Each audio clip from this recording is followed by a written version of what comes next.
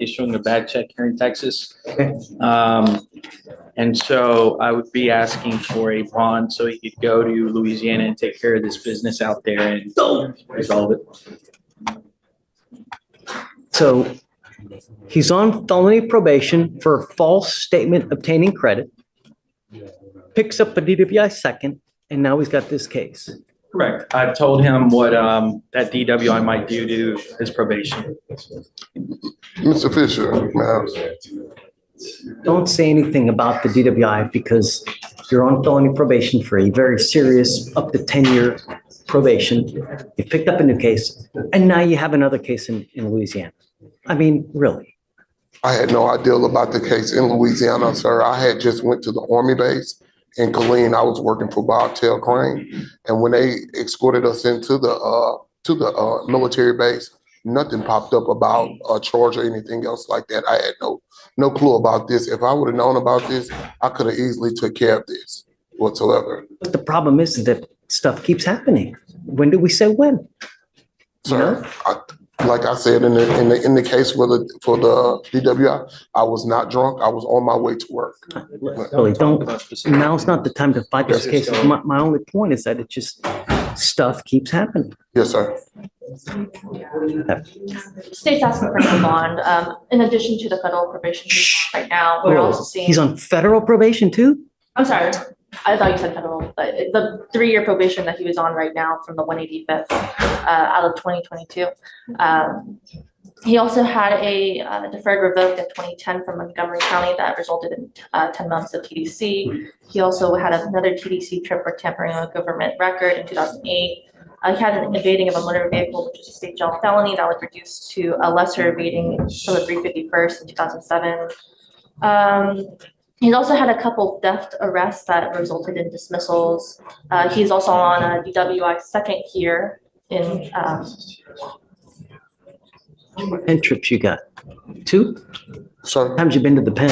it was just one time, sir. It was just You're one saying time. how many times you've been to the penitentiary, Amy? I'm seeing at least 2 here for TDC. No, One in 2008 and another in 2008 from Montgomery. no. It was only one time. Here's the thing. If you have 2 pen trips, you're what's labeled a true habitual. Anytime you pick up a serious felony, you're looking at 25 to life. So when you're out there in the free world, you have to be extra special good, because if not, you could be looking at a minimum of 25 years to life. Yes, sir. No, I'm just giving you facts. Judge, if I could argue for my client a little bit, he does have criminal history. The issue here is he's got this DWI. He's made bond on that. He's got a bond there. He is on deferred as well in the 185th. I don't show a court date there. I don't see anything happening there as of yet. The only thing he's here in front of you right now is for issuing a worthless check out of Louisiana. This is something that could easily be taken care of possibly by paying something even from here. If not, he is willing to go to Caddo Parish and avail himself to that parish and figure that out. It's not a serious case, Judge. He does have history. He was, from what he tells me, he was unaware that this popped up. I don't know when this actual case was issued, when it was presented, when it was filed. Is this a new case? Is this an old case? It was issued October 31st. The offense date was September 14th. Of this year? October 31st of this year? The warrant was issued I'm this sorry, year. 24? Yes, the warrant was issued this year. The offense date was September of last year. October 31st of this year.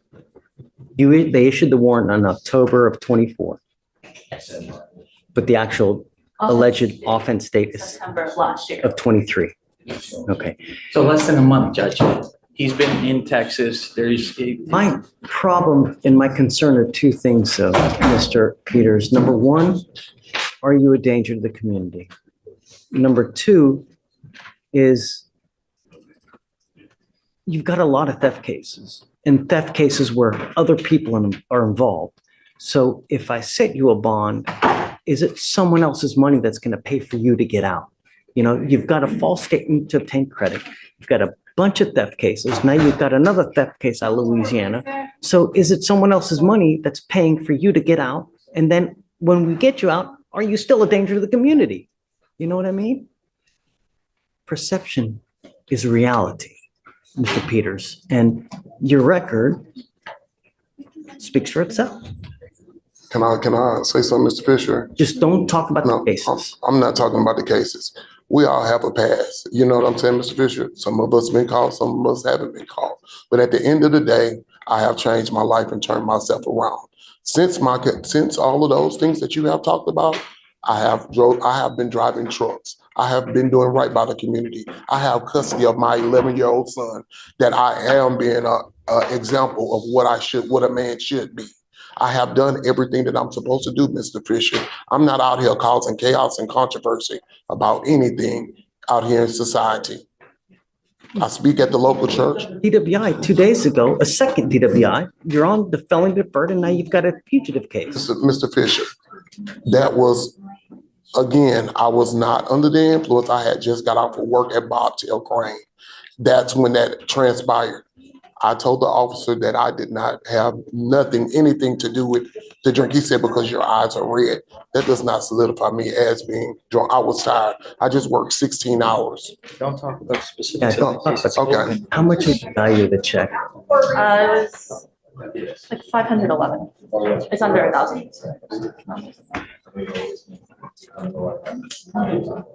Judge, he hasn't made a mistake in your court. We're just asking. But my concern, Ricardo, is where is he going to get the money to pony it up?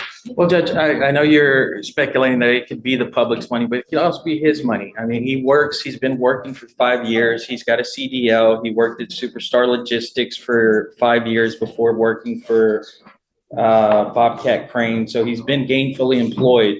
It could easily be his money. I mean, there's nothing to say that it's the public's money or anything like that. He's got a history, but he's got no history with you.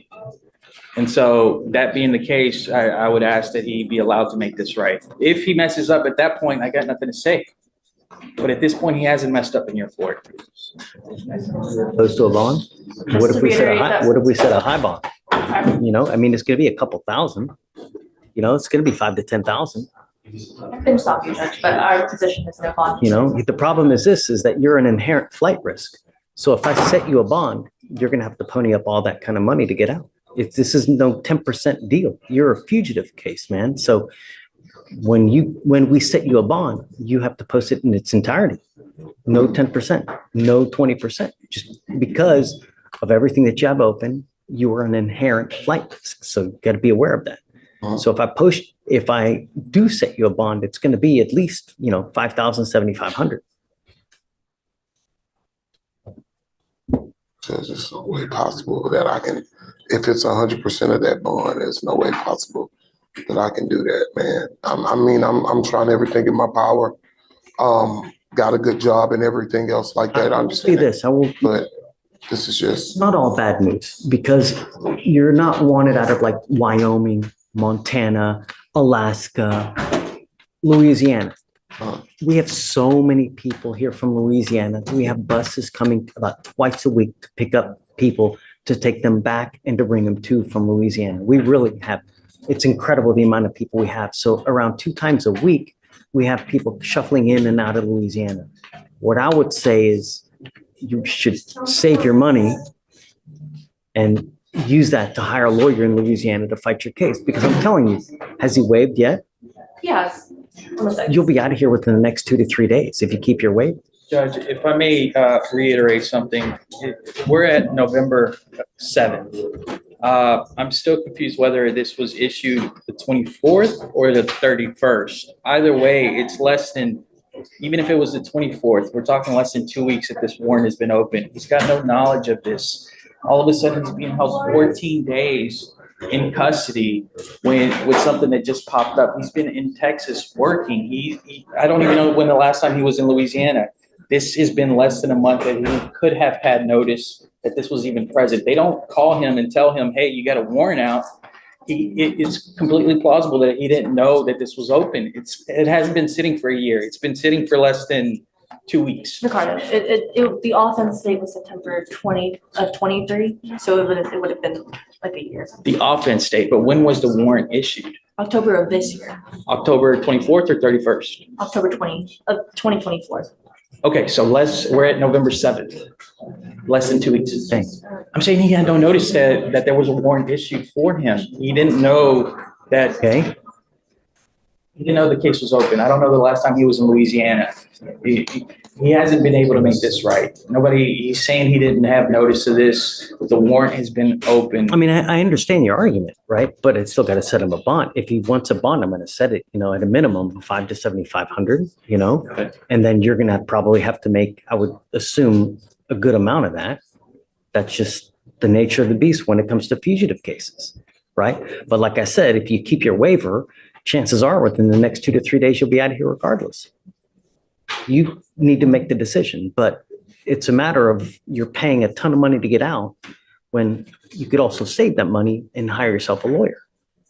Judge, one last thing. So we're talking about 100%. We're talking about, I don't know for sure. I'm just speculating. I've never been in the bonding business, so I have no that's my idea. understanding as well, that it's going to be 100%. He's got a laundry list of priors. He's got 2 open cases here. He's got a fugitive case out of another state. Most probably a bonding company is going to. All right, let's pause here because things just escalated fast. This isn't just about a bad check. The judge is now stacking the situation. Felony probation, a second DWI, and now a fugitive case from Louisiana. That's a legal pressure cooker. And you can already hear the judge's patience thinning. Want quite a bit of jack up front because you're a flight risk. Not only that, you're on a PR bond on the DWI second that they gave you. If you get held up there, it's very possible they revoke your bond on the DWI second. And then in the position you are here, you're going to be in the exact same position over there. That's why I'm saying, Your Honor. That's why I'm saying, Your Honor. I'm trying to get out to handle it and make it clear so that I can handle. I know that you're trying to get out, but my job is to protect the community. Judge Fletcher, Jay says he's in the Zoom room. Oh, Mr. Kim. Hi, Judge. Are we Hey, still dude. approaching on Peters? Yeah, he's in front of us now. Okay. I'm playing catch up, but Amy told me that you were considering a bond regarding this defendant. Yes. So I have strong objections to a bond being granted for this fugitive case. I don't know if Amy has already relayed, and I don't know if you're familiar, but I was actually the prosecutor that put him on the deferred in the 185th.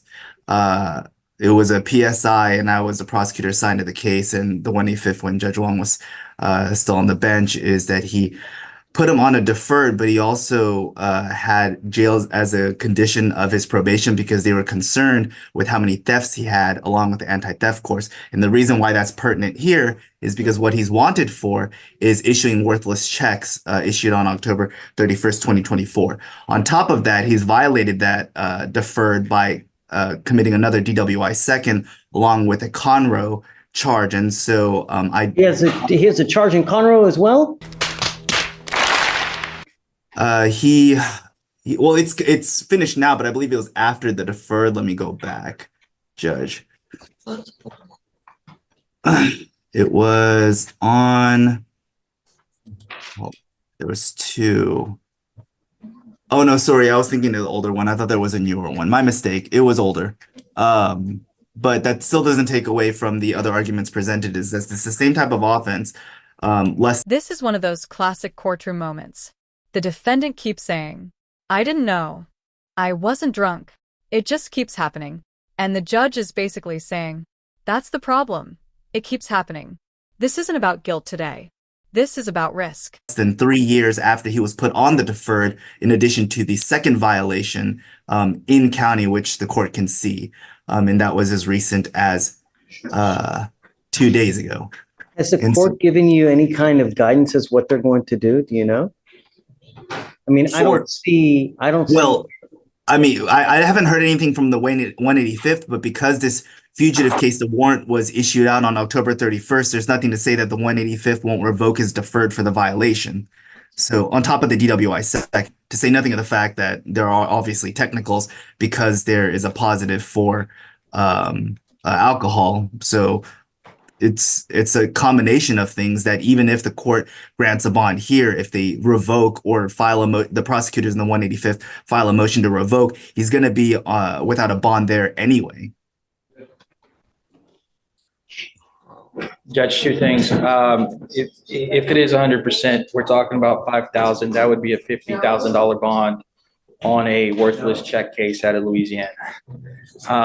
You have so many variables here that are in play at this moment, Mr. Peters, that you could literally pay $5,000 to get out now, and then they issue a felony warrant tomorrow in your probation case that would literally be throwing $5,000. This right here is a viral-ready warning moment. The judge isn't threatening, he's educating. 2 prison trips equals habitual offender. And that label changes everything. That's when courtroom air gets heavy. Down the drain.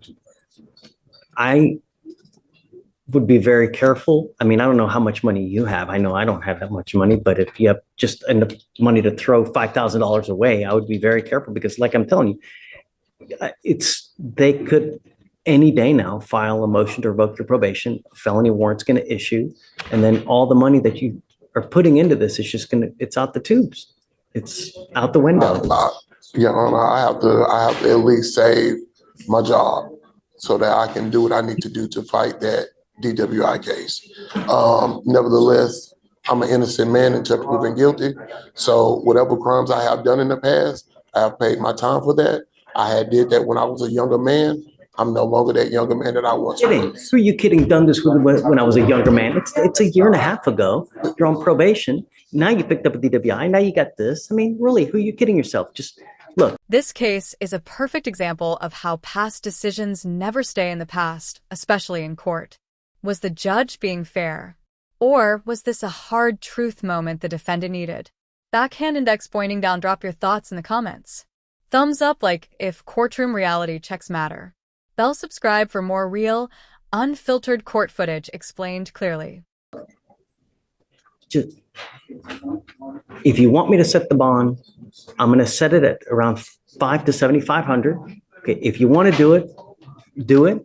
I'll give you time to consider, but I'm telling you, it's probably not one of the wisest ideas because within the next 2 to 3 days, you'll be out of here if you don't pony up that money. And it's very possible that they any day now file that motion to revoke because they're going to let the 185th know that you've picked up 2 cases from the time that you've been on probation, right? You have.